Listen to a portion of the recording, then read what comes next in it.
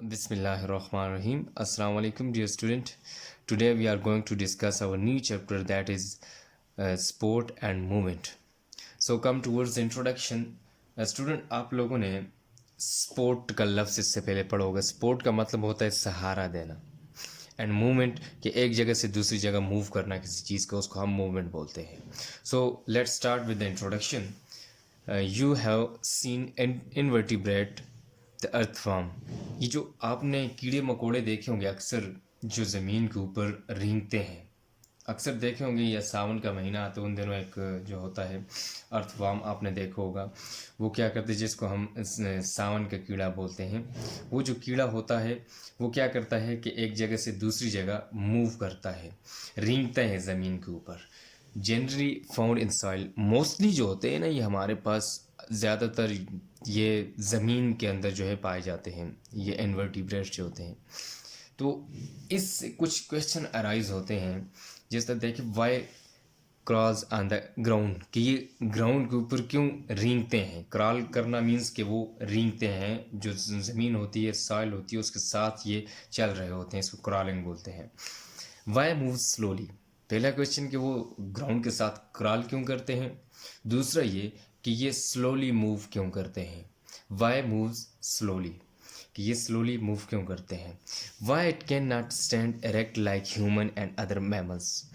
तीसरा क्वेश्चन ये है कि देखें वो जो इंसेक्ट्स हैं ये इरेक्ट स्टैंड क्यों नहीं कर सकते, इरेक्ट बिल्कुल सीधा क्यों नहीं खड़े हो सकते, जिस तरह ह्यूमन खड़े होते हैं या दूसरे मैमल्स हैं उस तरह ये क्यों नहीं खड़े हो सकते. तो ये कुछ क्वेश्चंस अराइज होते हैं. इन सारे क्वेश्चंस का answer to all these question, it does not have a skeleton. What it does not have a skeleton. इन सारे क्वेश्चन का जो आंसर है वो ये है कि इनके अंदर स्केलेटन नहीं होता. इट मीन्स स्केलेटन जो है उसकी वजह से जो है ये मूव भी कर सकते, स्लो मूव करते हैं, ना होने की वजह से ये स्लो मूव करते हैं और क्रॉल भी करते हैं, और इसके अलावा ये इरेक्ट स्टैंड भी नहीं कर सकते. ये इसका आंसर है कि ये जितने भी क्वेश्चन, ये क्यों नहीं तेज़ मूव कर सकते, या ये क्रॉलिंग क्यों करते हैं, या ये ह्यूमन की तरह जो है इरेक्ट क्यों नहीं खड़े हो सकते, या बाकी मैमल्स की तरह. तो इन सारे क्वेश्चंस का आंसर ये है कि इनके पास स्केलेटन नहीं होता. अब स्केलेटन क्या होता है, ढांचा, जिसको हम उर्दू में बोलते हैं ना ढांचा, ये होता है स्केलेटन. कि जिस तरह फॉर एग्जांपल आप अपना घर बनाते हैं, सबसे पहले उसका ढांचा बनाते हैं. किस तरह देखें कि उसके अंदर आप पिलर्स जो है वो खड़े करते हैं, और पिलर्स के अंदर कोई चीज़ यूज़ होती है, और वो जो है आयरन है, जिसको हम सरिया बोलते हैं. वो सारा जो है स्केलेटन, वो एक ढांचा सा बनाता है, आपको बना कर देता है. तो उसके अंदर जो है बाकी फिर आप वाज वगैरह बाकी चीज़ें जो है वो खड़ी करते हैं. क्योंकि वो ना हो तो आपका जो मकान है वो मजबूत भी नहीं होगा और उसको शेप भी नहीं मिल सकेगी. तो इस वजह से ये जो स्केलेटन सिस्टम होता है, चाहे वो ह्यूमंस के अंदर है, मैमल्स के अंदर, ये क्या करता है, उनको एक सपोर्ट प्रोवाइड करता है. तो वो मकान वाली एग्जांपल आप अपने जहन में रखें कि वो जो आपके पिलर्स होते हैं वो बेसिकली एक ढांचे के तौर पे काम करते हैं, उसको सपोर्ट भी प्रोवाइड करते हैं और शेप भी प्रोवाइड करते हैं. Which can support it to stand erect and move faster. अब ये जो स्केलेटन है ये क्या करता है कि उस बॉडी को, कोई भी बॉडी है चाहे वो एनिमल की है या ह्यूमन बीइंग की, तो वो उनको सपोर्ट करता है. इट कैन सपोर्ट, दो फंक्शन करता है. It can support it to stand erect, एक सीधा उनको खड़े होने में हेल्प करता है, एंड मूव फास्टर, और ज़्यादा तेज़ मूव करने में उसको हेल्प करता है. अच्छा, ये इसके फंक्शंस थे स्केलेटल के, कि इसकी वजह से क्या ह्यूमन बॉडी या कोई मैमल से उनको क्या फ़ायदा हो सकता है. तो इसके बाद देखते हैं, in previous classes you have studied the human skeleton. आपने पिछली क्लासों में ह्यूमन स्केलेटन के बारे में पढ़ा होगा. Which provide support for movement and give shape. कि आपने ये पढ़ा होगा पिछली क्लासेस में, जो ह्यूमन स्केलेटन होता है ये क्या करता है कि एक तो उसको सपोर्ट प्रोवाइड करता है ताकि वो क्या कर सके, मूव कर सके. कोई भी बॉडी है, चाहे वो ह्यूमन की बॉडी है, मैमल्स की, कोई और मैमल्स हैं, तो उसको क्या करता है, सपोर्ट प्रोवाइड करता है मूवमेंट के लिए, ताकि वो एक जगह से दूसरी जगह मूव कर सकें, और साथ साथ उसको एंड गिव शेप, और उसको शेप प्रोवाइड करते हैं। ये ह्यूमन स्केलेटल सिस्टम का फंक्शन होता है, जो कि आपने प्रीवियस क्लासेस में पढ़ा होगा। अच्छा, उसके बाद है all animals which move fast possess some type of skeleton. कहते हैं कि जितने भी हमारे पास एनिमल्स हैं, चाहे वो ह्यूमंस हैं चाहे वो दूसरे मैमल्स हैं, जितने भी एनिमल्स हैं वो मूव फास्ट करते हैं, तो वो उनके पास किसी ना किसी तरह का जो है वो स्केलेटन मौजूद होगा। स्केलेटन के बगैर वो मूव फास्ट नहीं कर सकते, फास्ट मूव नहीं कर सकते। तो ये स्केलेटन ही होता है जिसकी वजह से वो क्या करते हैं, फास्ट मूव कर सकते हैं। फिर कहते हैं लोकोमोशन, इसकी वजह से लोकोमोशन भी होती है। अब फ्री मूवमेंट को हम लोकोमोशन कहते हैं। जो लोकोमोशन होती है हमारे पास, वो उसको हम स्केलेटल जो एक जगह से दूसरी जगह फ्रीली मूवमेंट होती है, जो उसको हम लोकोमोशन बोलते हैं। तो ये जो करेक्टर है ये लिविंग का है। Locomotion is a life characteristics of living organisms animals. जितने भी हमारे पास एनिमल्स हैं, ये लोकोमोशन उनका करेक्टर है, और लोकोमोशन को बेसिकली परफॉर्म करने वाली जो चीज़ है उसको हम स्केलेटन बोलते हैं। Skeleton is responsible for the locomotion. So locomotion, in other words, we can say that a free movement of a thing is called locomotion, of animal is called locomotion. So here life is a characteristics of living organisms. जो ये living जितनी भी things हैं, locomotion उनका एक living character है कि वो एक जगह से दूसरी जगह मूव कर सकते हैं। सो skeleton enable them to utilize the environment in the best possible way and to save from predator and environmental factors. कहते हैं कि स्केलेटन सिर्फ उनको लोकोमोशन ही प्रोवाइड नहीं करता, बल्कि उनको इस काबिल बनाता है कि वो अपने जो एनवायरनमेंट है उसको बेस्ट यूटिलाइज कर सकें, बेस्ट वे में यूटिलाइज कर सकें, और उसके साथ साथ अपने आप को सेव कर सकें प्रीडेटर से, और साथ साथ इन्वायरमेंटल फैक्टर्स।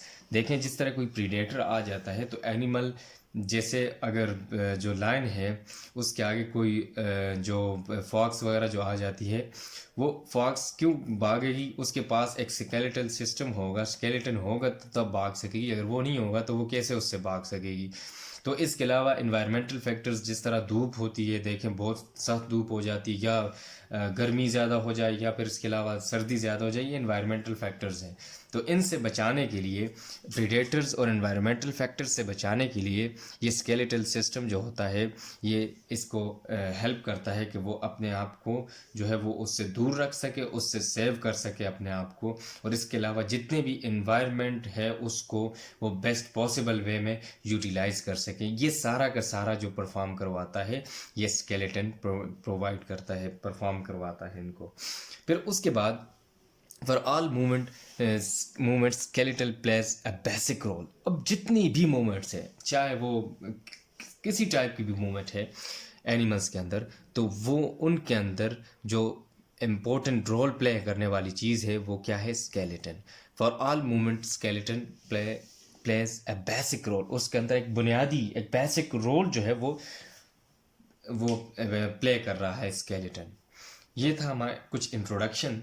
अब देखते हैं कि ह्यूमन स्केलेटन क्या होता है, क्योंकि ये तो थोड़ा सा आपका इंट्रोडक्शन, क्या आपकी प्रीवियस क्लासेस में आप लोगों ने पढ़ा स्केलेटन के बारे में कि ह्यूमन स्केलेटन क्या होता है और उसके फंक्शंस क्या होते हैं। लिमिटेड था इस तक कि आप लोगों ने ह्यूमन स्केलेटन जो है वो शेप प्रोवाइड करता है और साथ साथ उसको सपोर्ट प्रोवाइड करता है लोकोमोशंस के लिए या मूवमेंट के लिए।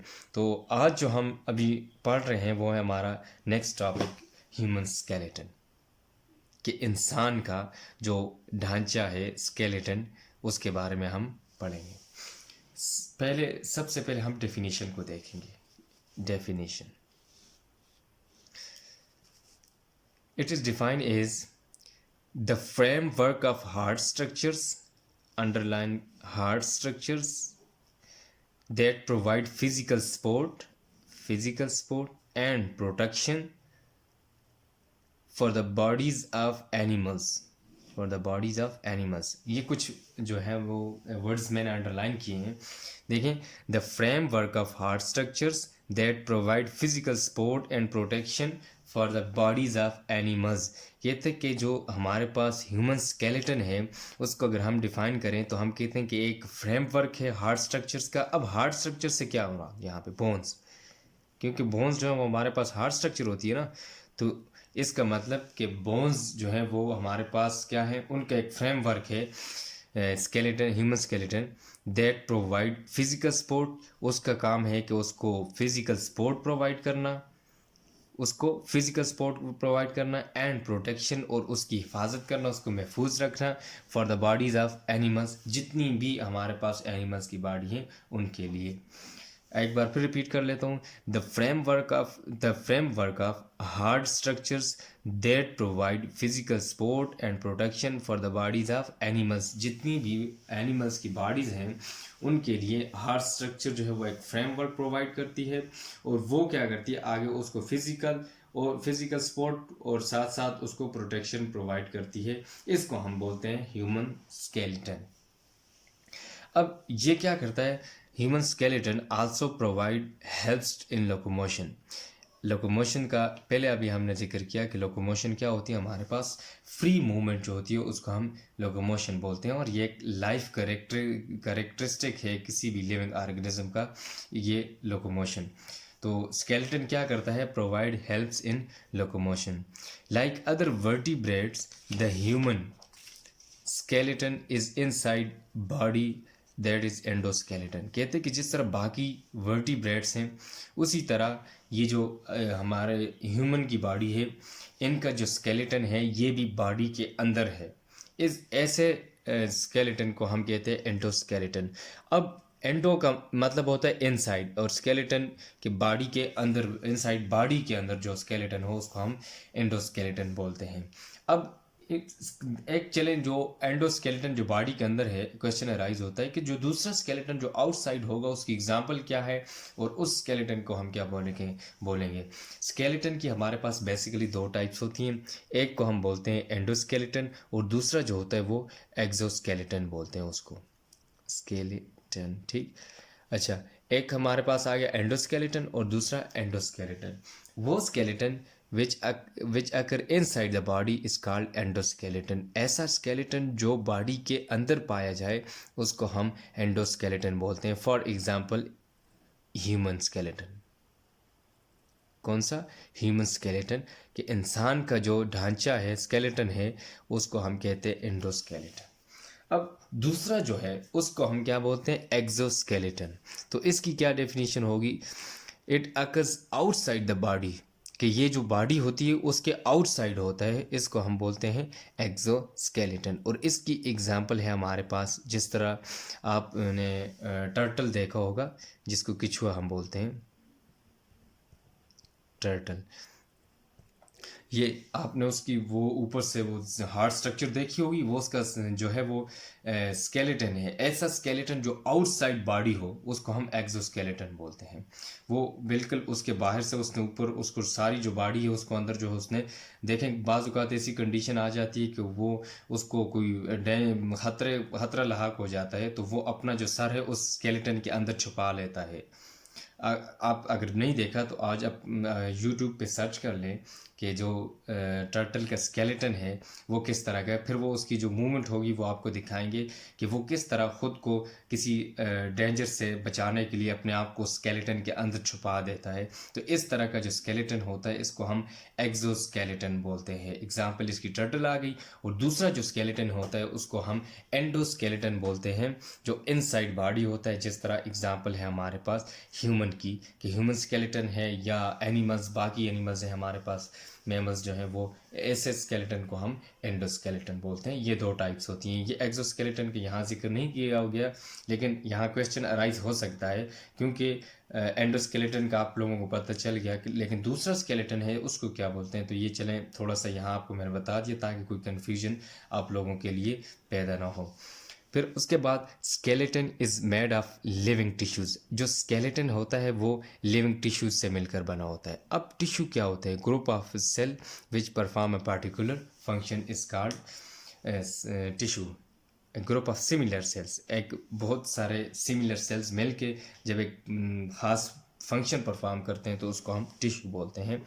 तो कहते हैं कि skeleton is made of living tissues, जो स्केलेटन होता है वो लिविंग टिश्यू से मिलकर बना होता है, which contain living cells and also has a nerve and blood vessels. अब इसके बाद दूसरी चीज़ कि इसके अंदर लिविंग सेल्स होते हैं और इसके अलावा आल्सो हैज़ नर्व्स। अब नर्व्स और दो चीज़ें यूज़ हुई हैं, एक नर्व्स है एंड एक दूसरी जो है वो ब्लड वेसल्स। इसके साथ साथ इसमें नर्व्स भी होती हैं और ब्लड वेसल्स भी होती हैं। अब नर्व्स का काम होता है कि कोई भी मैसेज जो है वो कैरी करना या उसको ब्रेन तक कैरी करना और फिर ब्रेन से लेकर उस पार्ट तक उसको वापस लेकर आना। इसको हम बोलते हैं नर्व्स, जो कोई भी मैसेज लेकर जाती है। तो इसके अंदर स्केलेटन के अंदर लिविंग सेल्स और साथ साथ उसके नर्व्स भी होती है और इसके साथ ब्लड वेसल्स भी होती है, क्योंकि स्केलेटन हमारे पास लिविंग है, उसको उसकी ग्रोथ हो रही है, ग्रोथ के लिए फिर उसको एनर्जी चाहिए होगी, उसको फूड चाहिए होगी, उसको इस तरह की ऑक्सीजन जैसे चाहिए होगी। तो वो ऑक्सीजन कहाँ से जाएगी? वो ब्लड वेसल्स के ज़रिए जाएगी। जो आर्टरीज़ हैं या वेंस हैं उसके अंदर ये भी मौजूद होती हैं। तो ये आर्टरीज़ ब्लड लेकर जाएंगी और वेंस जो है वहाँ से ब्लड वापस लेकर आएंगी और ये ब्लड के अंदर ऑक्सीजन लेकर जाती है ताकि वहाँ पे जाकर रिस्पायरेशन हो सके, और रिस्पायरेशन जब होगी तो वो उनकी ग्रोथ, उनको एटीपी एनर्जी भी मिलेगी और साथ साथ उनकी ग्रोथ भी होगी। तो इसका मतलब कि इसके अंदर लिविंग सेल्स भी होते हैं, नर्व सेल्स भी होते हैं और ब्लड वेसल्स भी होती हैं। 3 तरह की चीज़ें होती हैं। इस वजह से इसको हम कहते हैं कि जो स्केलेटन है वो लिविंग टिश्यू से मिलकर बना होता है। फिर इसके बाद skeleton grow and repair itself. जो स्केलेटन होता है ये ग्रो भी कर सकता है और अपने आप को रिपेयर भी कर सकता है। फॉर एग्जांपल देखें, जो आपकी बाज़-औक़ात आपका बाजू टूट जाता है या आपकी जो ये फिंगर है ये टूट जाती है, तो आप उसको डॉक्टर के पास लेकर आप जाते हैं तो वो आपकी जो उसकी बैंडेज करता है, जो पट्टी करता है, तो वो टूटी हुई होती है लेकिन कुछ अरसे के बाद वो दोबारा उसके साथ जुड़ जाती है, रिपेयर हो जाती है। तो इसके अंदर ये एबिलिटी है कि ये दोबारा अपने आप को रिपेयर कर सकता है। कहीं से भी आपकी हड्डी टूट जाए तो वो उसको जैसे आप बैंडेज करके रख देते हैं कुछ दिनों के लिए, तो वो खुद ब खुद जो है वो रिपेयर हो जाते हैं, एक दूसरे के साथ वो जो है जुड़ जाती है और साथ साथ ये ग्रो भी करते हैं। देखें एक छोटा सा बच्चा होता है उसका स्केलेटन कितना होता है, फिर देखें with the passage of time उसका साइज़ जो है वो इंक्रीज़ हो रहा होता है। 5 साल का बच्चा देखें वो थोड़ा सा उसका स्केलेटन, बेसिकली स्केलेटन ग्रो कर रहा होता है, फिर बाकी पार्ट्स भी साथ साथ ग्रो। अगर स्केलेटन ही ग्रो ना करे तो बाकी पार्ट्स कहाँ से ग्रो करेंगे? तो 5 साल का बच्चा जो होता है उसका स्केलेटन देखें, फिर उसके बाद जो है 10 साल का, 15 साल का, फिर करते करते जब जैसे बड़ा होता है तो साथ साथ उसका जो स्केलेटन है वो भी इंक्रीज़ हो रहा होता है। और दूसरी एबिलिटी इसकी यह है कि ये रिपेयर इटसेल्फ, के अपने आप को ये रिपेयर भी कर सकता है। Human skeleton composed of 2 parts. जो ह्यूमन स्केलेटन होता है वो 2 पार्ट्स पे मुश्तमिल होता है, the axial skeleton and the appendicular skeleton. अब एक्सिल जो होता है वो हम हमेशा सेंटर के लिए वर्ड यूज़ करते हैं। तो जो सेंट्रल स्केलेटन होता है इसको हम एक्सियल स्केलेटन बोलते हैं और साथ दूसरा जो है वो एपेंडिकुलर स्केलेटन, जो साइड्स पे होता है उसको हम एपेंडिकुलर स्केलेटन बोलते हैं। अब axial skeleton consist of 80 bones of head, neck and chest. ये जो एक्सियल स्केलेटन है इसके अंदर 80 बोन्स होती हैं। कहाँ पे? हेड्स के अंदर, फिर उसके बाद नेक के अंदर और चेस्ट के अंदर।